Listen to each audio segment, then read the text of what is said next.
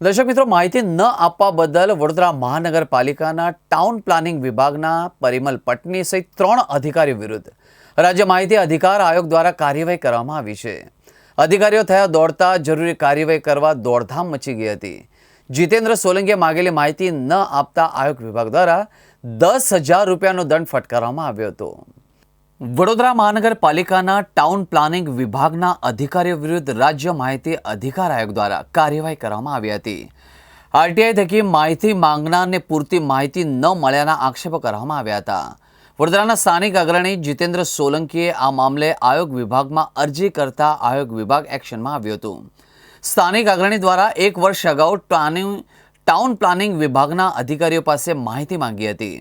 રજા ચિઠ્ઠી પર જે અધિકારીઓએ સહી કરી તેના લેઆઉટ નકશા માંગ્યા હતા. જીતેન્દ્ર સોલંકીએ માગેલી માહિતી ન આપતા આયોગ વિભાગ દ્વારા 10,000 રૂપિયાનો દંડ ફટકારવામાં આવ્યો હતો. ત્રણેય અધિકારીઓના પગારમાંથી દંડ વસૂલ કરવાનો હુકમ કરવામાં આવ્યો હતો.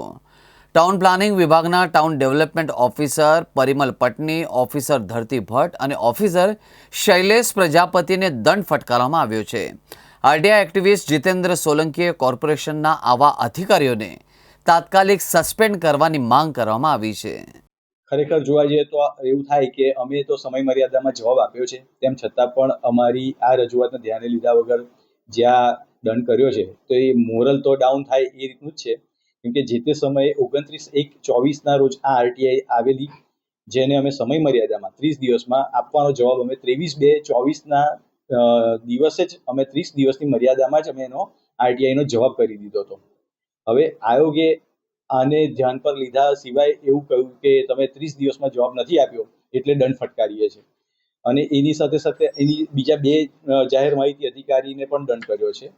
હવે જે તે સમયે 2024માં હું જાહેર માહિતી અધિકારી તરીકે હતો, એટલે મેં તો મારા સમય મર્યાદામાં જવાબ કરી જ દીધો છે, અને 1 વર્ષ પછી, આજે 1.5 વર્ષ પછી આજે એની બીજી અપીલ આયોગ સમક્ષ સુનાવણી થઈ, જેમાં અમે 1/8/25 રોજ પણ અમે અહેવાલ આપી દીધો છે કે જેમાં અમે સ્પષ્ટ જણાવ્યું છે કે અમે જવાબ આપ્યો છે સમય મર્યાદામાં.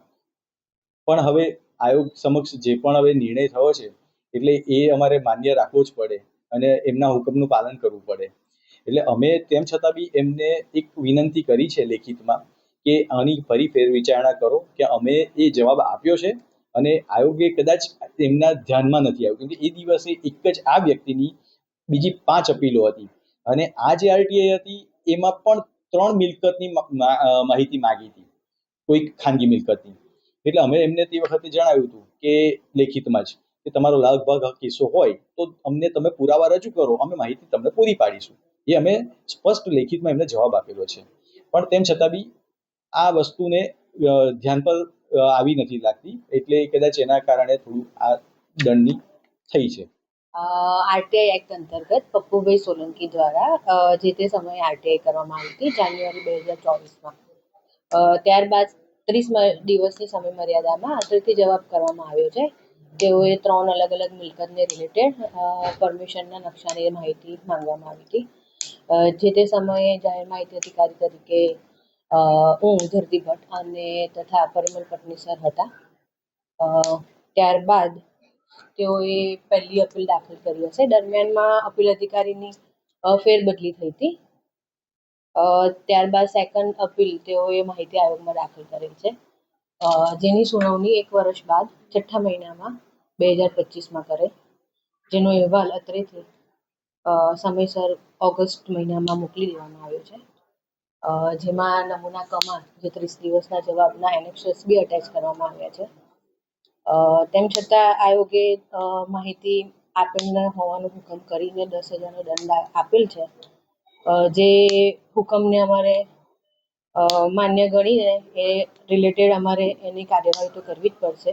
વધુમાં અમારી તરફથી રજૂઆત છે એ અમે લેખિતમાં તેઓને કરેલ છે, અને આગળ બી કદાચ પ્રોસેસમાં જઈ અમે ત્યાં બી રજૂઆત કરીશું, જેથી અમને થોડુંક જે ડોક્યુમેન્ટ્સ છે એ રજૂઆત કરવાનો અને અમને મોકો મળે એટલા માટે.